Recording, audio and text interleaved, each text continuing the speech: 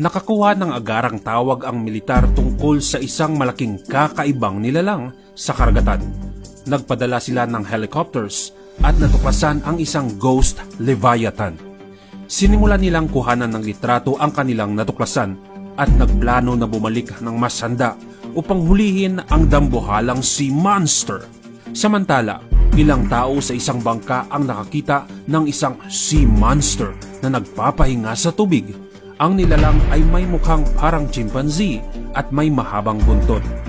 Dahil sa pagkabigla, itinigil nila ang kanilang biyahe at nag-iwan ito ng maraming katanungan sa lahat.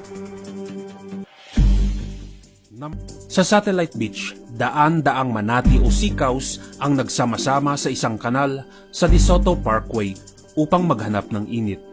Kapag lumalamig ang Indian River Lagoon, ang mga manati ay naghahanap ng mas mainit na lugar tulad ng power plant, hot springs at mga kanal. Nagbigay babala ang Florida Fish and Wildlife Commission na panatilihin ang distansya mula sa mga manati upang hindi sila matakot at mapilitang umalis sa kanilang mainit na kanlungan na maaaring maglagay sa kanila sa panganib sa malamig na tubig.